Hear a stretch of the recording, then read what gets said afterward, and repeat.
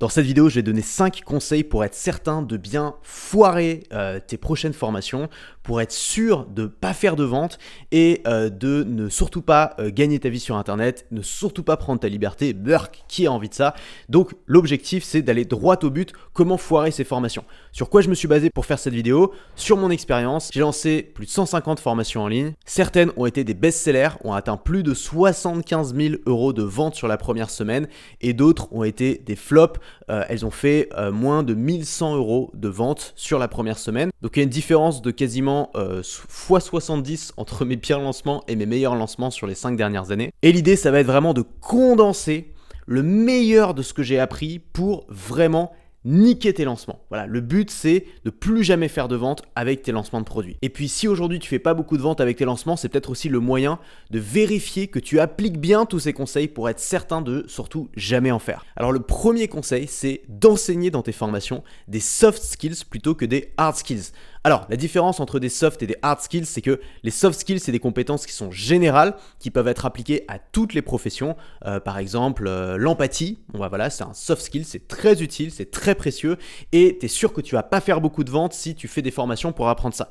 Les hard skills, c'est des compétences qui sont techniques, qui sont concrètes, qui sont visibles, faciles à prouver. Par exemple, la programmation ou le montage vidéo. Donc, si tu veux vraiment bien foirer tes formations, choisis des thématiques qui sont vagues comme le développement personnel ou le bien-être sans proposer de solution à un problème précis. Surtout, ne propose pas de concret à tes clients, propose-leur le truc le plus abstrait possible, une compétence qui est vague, qui paraît difficile à acquérir et surtout qui est impossible à voir ou à mesurer une fois que tu l'as acquis. Par exemple, j'ai vraiment bien réussi à foirer mon lancement avec une formation que j'ai lancée il y a quelques années et qui s'appelait Entrepreneur Zen, comment se libérer du stress et de la peur du lendemain quand on est à son compte.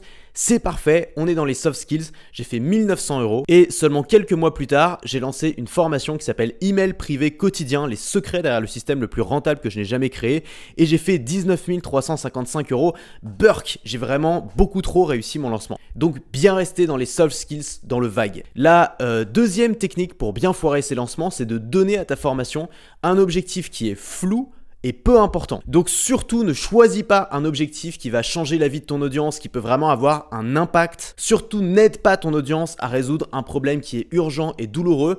Reste dans le superficiel. On parle vraiment de faire des formations qui résolvent des mini-problèmes ou qui auront un impact très faible dans la vie des gens et de les mettre à un prix qui est inaccessible pour que les gens n'aient aucune envie de les acheter. Donc par exemple, j'ai bien réussi quand j'ai fait Objectif zéro papier, gérer toute sa vie administrative sur iPhone et iPad. C'est une formation que j'ai lancée il y a quelques années et qui s'est bien plantée. On était à 1197 € sur le lancement. Comparé à une formation que j'ai lancée quelques mois plus tôt qui s'appelait La carte vive de sa passion en 2019 et qui a généré 31 737 €. À l'époque, pour moi, c'était un gros chiffre de lancement. Et forcément, dans la carte, je propose un véritable changement de vie, quelque chose de très important pour les gens qui me suivent. Et donc, ça pouvait que faire un bon lancement. Alors que dans Objectif zéro papier, je résolvais un mini problème qui intéressait finalement pas tant de temps que ça, ce qui m'a permis de bien me foirer. Troisième conseil, demande un engagement à long terme à tes élèves. Surtout, faut pas que ça ait l'air facile, accessible, faut surtout pas qu'ils se voient en train d'y arriver. Fais comprendre à tes élèves que ça va être long, difficile,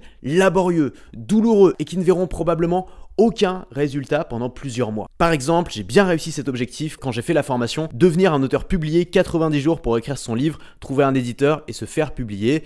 J'ai fait 2970 € de vente par rapport à l'autre formation que j'ai lancée sur l'écriture d'un livre qui s'appelait la méthode Fastbook, 7 jours pour écrire, éditer et publier votre premier livre papier qui a fait 15 089 € alors que j'ai lancé un an plus tôt. Donc 5 fois plus. Pourtant, les deux formations amènent au même résultat, celui d'avoir un livre, mais il y en a une qui demande beaucoup d'efforts, beaucoup de pénibilité, qui finalement est assez classique. Voilà, je passe 3 mois à bosser pour un résultat qui est incertain, alors que dans la méthode Fastbook, je propose une nouvelle stratégie extrême, express, qui permet en seulement 7 jours de travail d'avoir son livre entre les mains. Donc voilà, surtout, il ne faut pas que ça ait l'air facile, il ne faut pas que ça ait l'air accessible, il faut que ça ait l'air chiant. Ça, c'est très très très important si tu veux foirer tes lancements.